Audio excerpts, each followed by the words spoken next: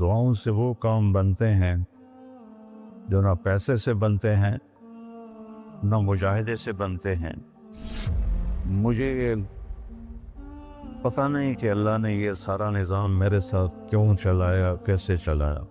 تم واپس آئے تو دونوں مائیاں عرب والے کی تھی، سوئی پڑی تھی۔ میں نے کہا اماں جی اٹھو، تھوڑا گھر ویکھ آیا، تم لے جانا۔ تم میں سے ایک دم اے بیٹا تینوں رب اپنے سونے دیا زیارتاں کرائی رکھے۔ میں نے بیگم سے کہا بیگم یہ دعا قبول ہو گئی۔ 90 سے لے کر آج تک بلا ناغہ میرے رب نے مجھے اپنے گھر بلایا۔ لہذا میں اس کے سامنے ایسے منہ کر کے کھڑا ہو گیا۔ وہ ایسے دعا مانگ رہا تھا، مانگتے اس نے جب اوپر نظر اٹھائی تو مجھے دیکھا تو اس نے ایسے بھی نہیں کیا، اتھے ہی ہاتھ چھڑے دوڑ کے میرے پاس آیا، کہنے لگا مولانا تمہیں پتہ میں کی دعا کر رہا سی؟ میں کہا میں کوئی نجومی ہے جو انہوں پتہ لگے ہوئے؟ کہنے لگا میں یہ دعا کر رہا، یا اللہ مولی طارق جمیل کو اماں کی دعا لگی ہوئی ہے، وہ ضرور آیا ہوگا حج پر، وہ جہاں بھی ہے مجھے ملا دیا۔ کہ یہ میرے الفاظ ختم ہوئے تو تو سامنے کھڑا تھا۔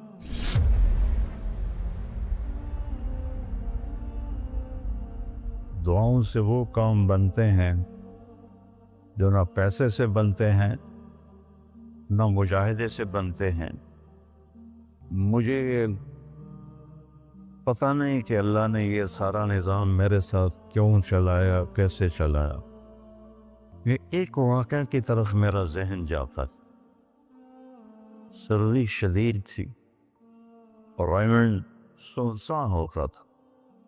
باہر بازار میں 2 ہوٹل تھے، ایک چائے کی دکان تھی۔ میں برآمدے میں کھڑا تھا تو میرے استاد صاحب رحمۃ اللہ علیہ مولانا عبدالرحمن، انہوں نے کروٹ بدلی کیا۔ تو ان کے قریب دوسرے استاد لیٹے ہوئے تھے، مولوی احمد بٹلہ صاحب۔ کہنے کہ مولانا کیا ہوا؟ کہنے کہ سر میں بہت درد ہے۔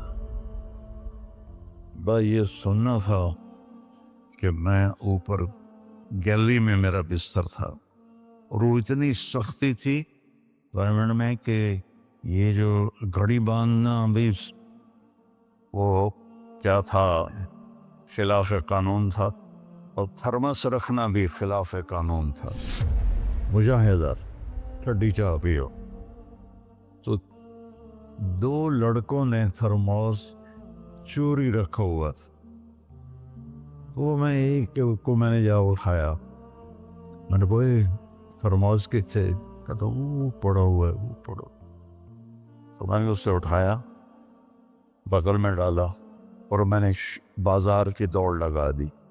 10 بج رہے تھے اور 10 بجے سنوٹا 250-300 کا تو مجمع ہوتا تھا رائمنڈ۔ میں کہا یا اللہ کوئی دکان کھلی ہو، یا اللہ کوئی دکان کھلی ہو۔ تو میں ننگے پاؤں، دسمبر کا مہینہ تھا، میں ننگے پاؤں دوڑا اور میں نے دیکھا تو وہ چائے کی دکان کا دروازہ بند تھا اور روشنی آ رہی تھی۔ میں نے کہا یہ لگتا کھلی ہوئی ہے، تو میں نے اس کے کواڑ ایسے کیے تو وہ کھل گیا۔ تو آگے وہ دکان والا، اس کا نام تھا انور ملتانی رحمۃ اللہ۔ یہ میں آپ کو بتا رہا ہوں 73-74 کی بات۔ تو وہ بیٹھا ہوا تھا، میں نے کہا بھائی انور چائے بنانی ہے۔ کہا بھائی میں تو بھائی میں تو تھکا ہوا ہوں، یہ دودھ پڑا ہے خود ہی بنا لے۔ تو میں نے کہا چولہا کا، یہ چولہا بھی پڑا ہے۔ تو میں نے وہ ہوتے تھے ہوا بھرنے والے چولہے، اس سے میں نے دودھ گرم کیا، پتی ڈالی، چائے بنا۔ چائے کی دکان پہ سر درد کی گولی کا کیا کام ہے؟ میں نے کہا بھائی انور کوئی سر درد کی گولی ہے؟ ارے بھائی وہاں دیکھ لے شاید پڑی ہو کوئی، وہ کھڑکی سی تھی۔ جب میں نے وہاں دیکھا تو ایک گولی ساری ڈان ہوتی تھی، وہ وہاں پڑی ہوئی تھی اور اس پر مٹی جمی ہوئی تھی۔ جب اللہ کچھ دینا چاہتا ہے میں نے وہ گولی اٹھائی، وہ پھر دوڑ لگائی ننگے پاؤں، اور مولانا رحمہ اللہ فوت ہو گئے، سر پر رضائی لے کے لیٹے ہوئے تھے، تو میں نے ایسے پاؤں دبائے تو انہوں نے رضائی اٹھا کر، ہاں کیا بات ہے؟ میں نے کہا جی یہ چائے ہے اور یہ سر درد کی گولی ہے، آپ کو درد ہو رہا ہے، نوش فرمائے۔ تو ان کے ہونٹ ہلے، میں نے نہیں سنا، دعا دی انہوں نے مجھے۔ کیا دعا دی؟ وہ خود فرماتے تھے کہ طارق جمیل کی قبولیت میری دعا سے ہے، اور ایک میرے ساتھی تھے مولوی خورشید کی قبولیت میرے ڈنڈوں کی وجہ سے، اس کی پٹائی بہت کی تھی انہوں نے، تو میرے بارے میں فرماتے تھے کہ یہ میری دعا کا اللہ نے اس کو سلا دیا ہے۔ تو انہوں نے بے ساختہ مجھے دعا دی، وہ میں نے سنی نہیں، چائے پلائی، گولی کھلائی، تو اللہ نے کیا سے کیا کرتے۔ میں اپنی بیگم پھوپھی رحمۃ اللہ علیہ، والدہ رحمۃ اللہ علیہ کے ساتھ حج پہ گیا، ان کو لے کر میں باہر نکلا تو دو بوڑھی عورتیں بیٹھی تھیں۔ میں کہ اماں جی کیوں بیٹھی ہو؟ کہ پوتا راہ بھول گئی ہیں۔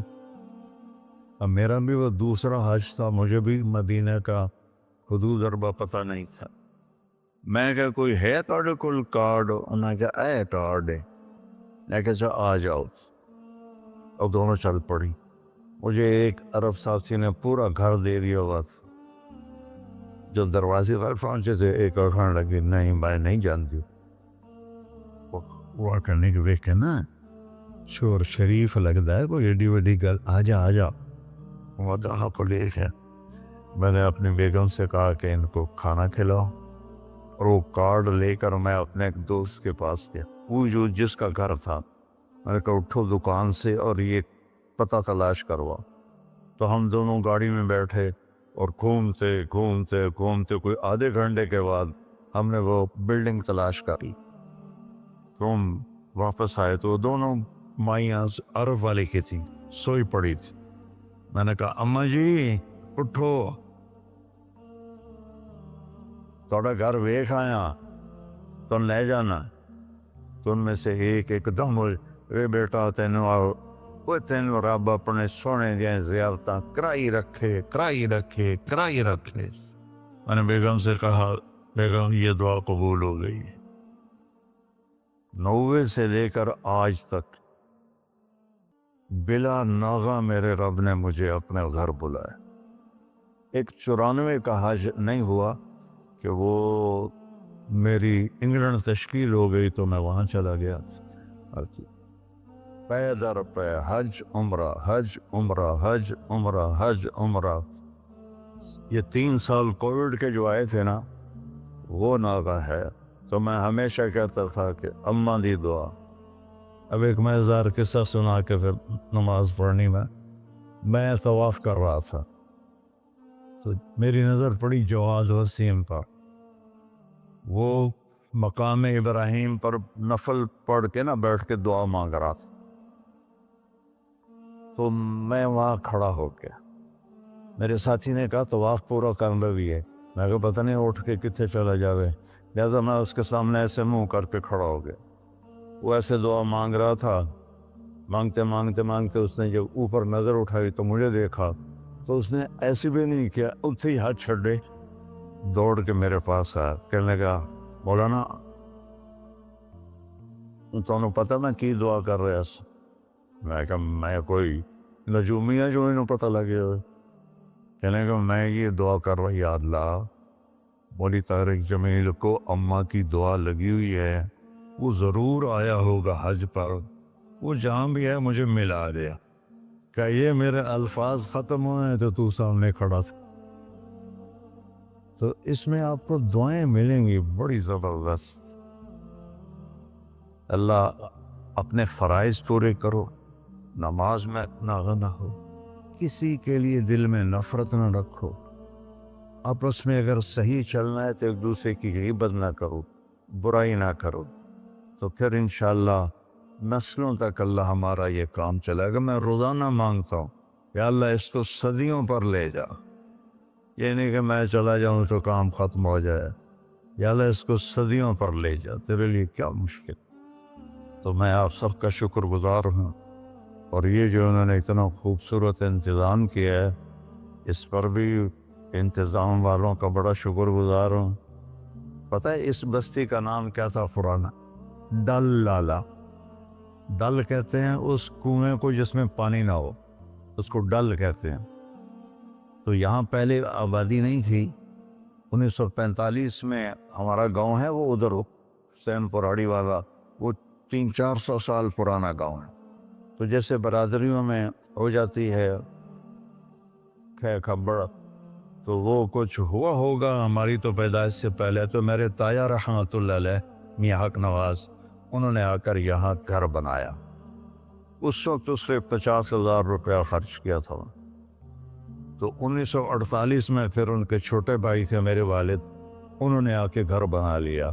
تو اس گاؤں کی ابتدا ہوئی اور بسم اللہ ہوئی. تو اللہ تعالیٰ اسے آباد رکھے اس چھوٹے سے گاؤں سے, اس میں یہ رونقیں لگی رہیں. آپ کے تعاون کا, ان مستورات کا, ان بچیوں کا, آپ کا سب کا انتہائی شکر گزار ہوں. آپ اپنے اس کو جاری رکھیں. میں اجازت چاہتا ہوں کیونکہ مجھے فیصل آباد نکلنا ہے. اللہ بہت برکت دے, آپ سب کو قبول فرمائے. السلام علیکم.